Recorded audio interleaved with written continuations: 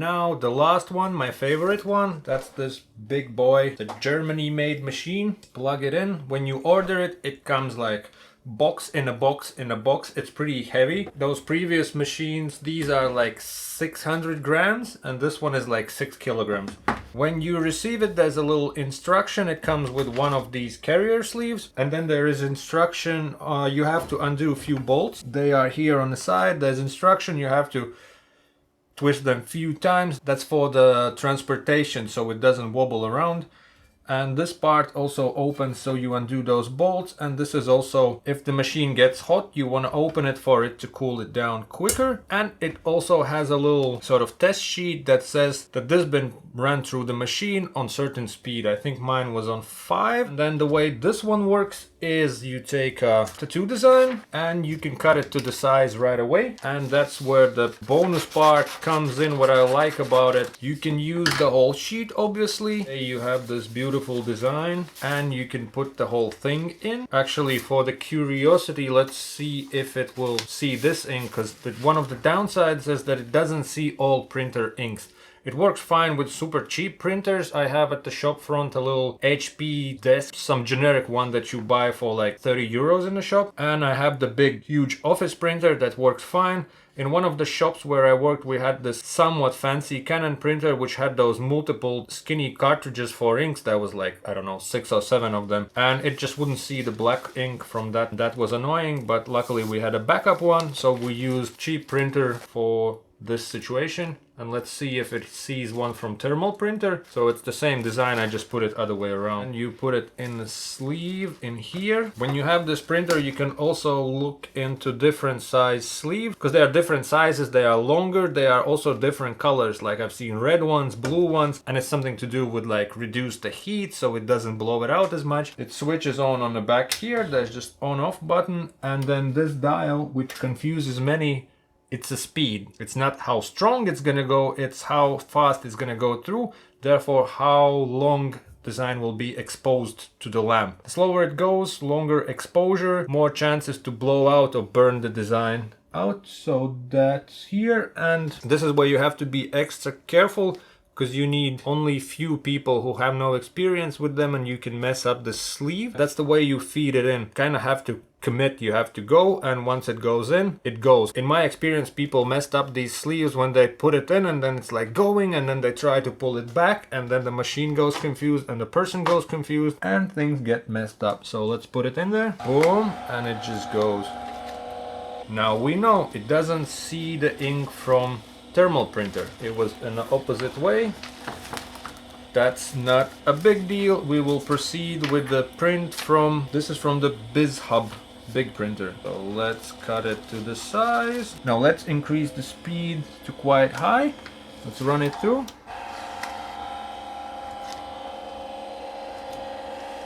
Boom. It looks actually perfect now, but if you notice that it's too light, what you can do is set it to high speed, and if you haven't moved it and it's in the same alignment, you can still run it through one more time. And it exposes it more, and now it's even darker and a bit bolder. Now I will show you what happens if you run it through too low. I'll use the same sheet, just sort of change the alignment so we can see what happens. Let's run it on something like 4. Every time you run it through, it heats up more. Same thing applies to those machines that I talked just before. With this one, it's more dramatic. So now it's like at 4, and it's been run through a few times. So super slow and been run through multiple times. You can see the difference in the corner between print and the design, and sometimes it can burn the whole thing and you will just get a big dark blue paper through it. What we do here, we open this up to cool it down. Fans are blowing.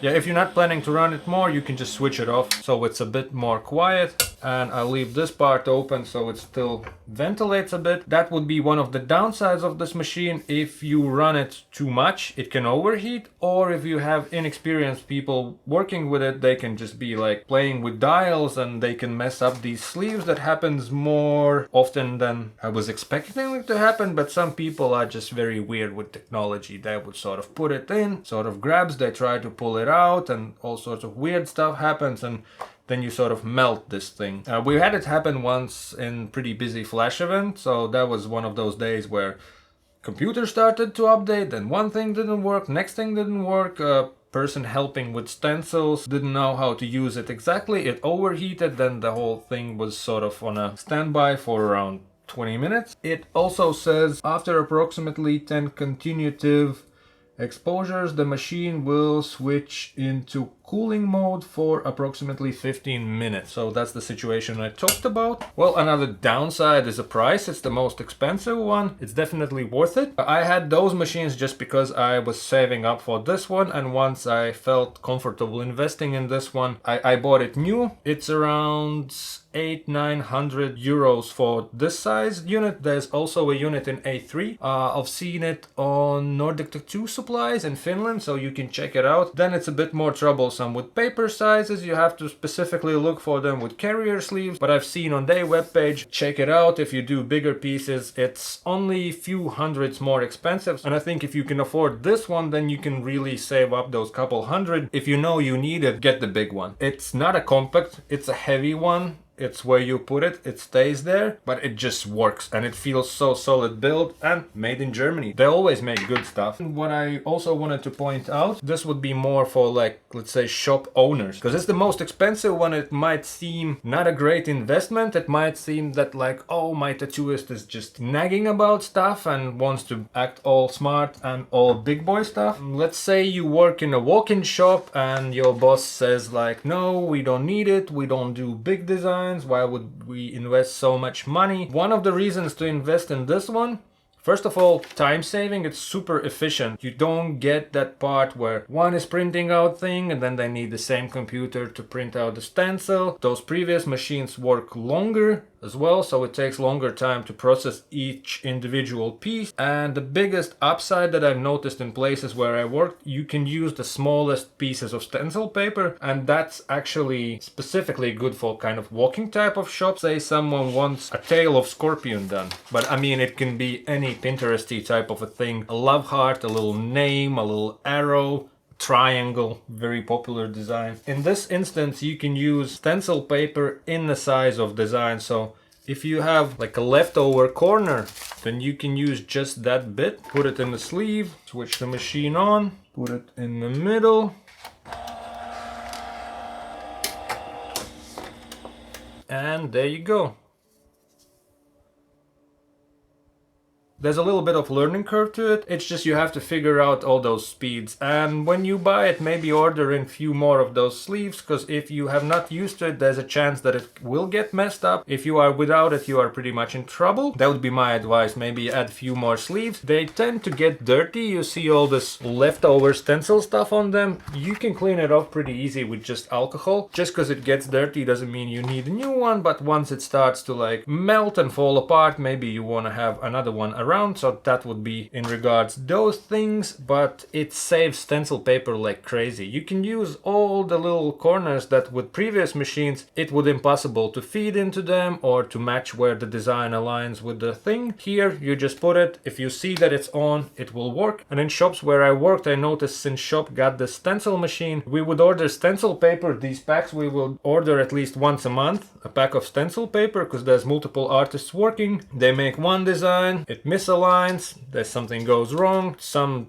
crazy people would use like, you know, a centerpiece and throw rest of stencil paper out. There's a lot of ways that things can go wrong with those previous machines. It's not necessarily someone's doing it on purpose, but sometimes you switch a printer, the design jumps from corner to the center, you already pressed print, it prints out, messes up the whole sheet. Once the shops got this machine, you would buy a pack of stencil paper instead of every month, maybe every 3-4 months. So you, instead of buying 12 a year, you buy like 4 a year, and those are like what, 400 krona, say 50 euros. So instead of spending a year 600, you would spend 200. So this machine would pay off relatively quickly, and it's super fast. It's super good for all the small designs, flash type of designs, all the Pinteresty stuff, and also for the big stuff where it's important, like I mentioned with those, if you have like a chest piece, one half is stretched because you have to print 2 sheets and one stretched a bit, another didn't, or other stretched even more.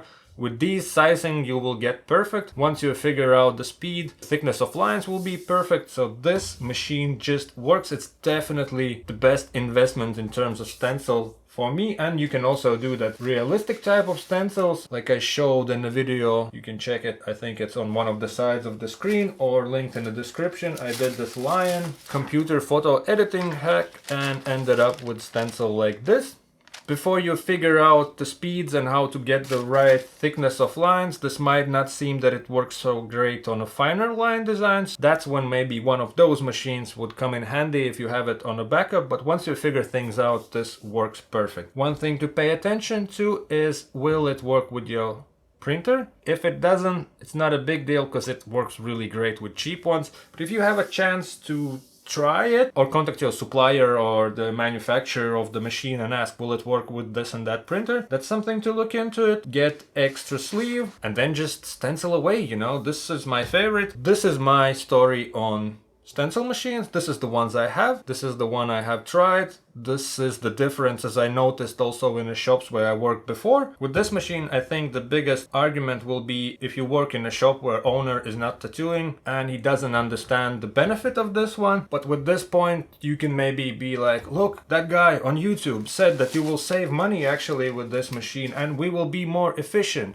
We will work faster and we will save on stencil papers. They might like that aspect. It really is like that. So this is my favorite. And that's one of the reasons why. That's the information I can share. If there's anything that you want to add or mention or point out, then please leave that in the comment section. And like always, press likes, follow the channel. This is my stencil story. And now, boom, boom, boom, like, comment. See you in the future episodes. Share this video if you are awesome. Thanks for watching.